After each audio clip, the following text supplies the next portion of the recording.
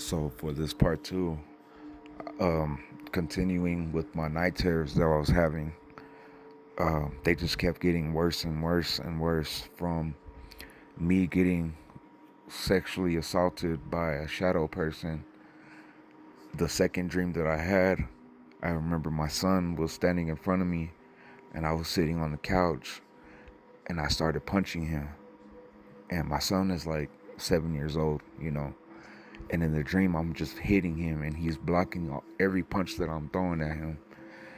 And I grab a pillow and I grab him, and you could probably guess what happens next in the dream. I wake up. Mind you, I would never do that to my son. Never even think about doing that to my son.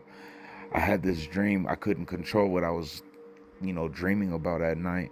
I had this dream, and it was literally the next night from the other dream that I had, and it started affecting my sleep. I couldn't go back to sleep after these dreams. I would wake up crying and with cold sweats. I call into work. My mom was my boss at the dry cleaners. She was my boss, and I would call in, tell her, hey, I can't go to work, whatever, whoop de woo.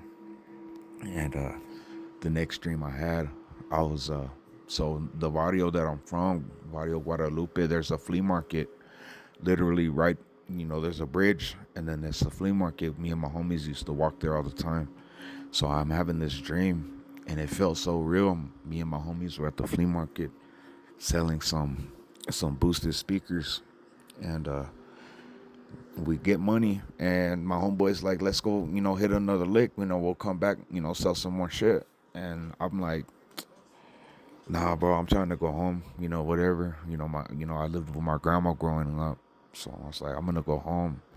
He's like, oh, all right, all right. So I walk home alone. I go under the bridge, and underneath the bridge, there's this couple, and it's a man and a woman, and the girl's like her head's moving in like a weird way, like all twitchy looking, and the guy walks up and he's like, hey man, he goes, you want to see a magic trick? And I was like, yeah, sure. I was like, what you got? And he goes, check your pocket. So I reach down in my pocket and I look, and there's a dice, and I'm like, oh shit, cool, like, that's badass. I gave him his dice back. He's like, you want to see what I could do with this dollar? And I was like, nah. I was like, I gotta go. Mind you, in the dream, it looked like cloudy, like it looked like it was gonna storm. And if you know Lubbock, if you know where I'm from, it's a real dusty city. Like it looks like Mars outside on like springtime, when the wind comes and shit. It looks like fucking all red outside. That's how it looked in the dream. And I'm like, no, I don't want to see what you can do with the dollar. I gotta go. And he's like, reach in your pocket. And I just reach in my pocket and I feel the money in my pocket and I pull it out and I'm like, here's your dollar, bro. Like I throw it back at him and I start walking away. Well, I walk away. He goes one way. I go the other way towards, my house. Get into the park because there's a park right there, right by the bridge on the other side, opposite of the flea market. And as I'm walking, I look ahead and I see that man and that woman again. But this time I pay attention to the woman and she's got these big teeth. She almost looks like a piranha. Like her face looked like a piranha. If you know what a piranha looks like, if you don't, Google it, you'll know. But he goes, hey, he goes, you want to see what I could do with this 20? And I said, man, bro, like, fuck no, I don't want to see what you can do with this 20. And I walked away.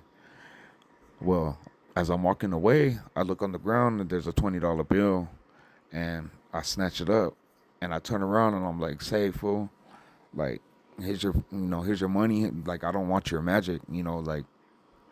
Anyways, I just remember him grabbing me and he pulls me close and he's got this like demonic looking face, ugly, like one of the ugliest faces that I couldn't even like describe it. And he pulls me close and he says, say, fool. He goes, the last person that picked up that $20 bill off the ground got beat up by all my homies. And I look and I see these dudes, and they all got these red bandanas on, and they got these demonic looking faces. They're all tatted up, and they come up to me, and I'm just getting ready to get beat up because I've been jumped before, and I know, just ball up, if fight back, ball up, just brace yourself for what's about to happen, just get ready, ball my fists up. And instead of them fighting me, they all pulled out knives and they just started stabbing me.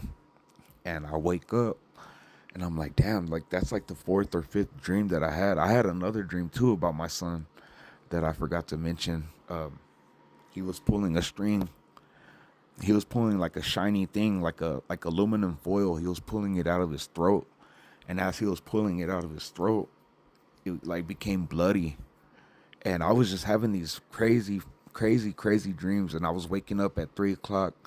Whenever I would decide to check out the clock, see what time it was, it'd be like 3:30, 3:45. It was always 3 o'clock, no matter what, for a whole week. And I finally decided, you know what? I started getting these dreams because of that rosary that the bruja gave me, the first bruja. Uh, we'll go ahead and call her Angel.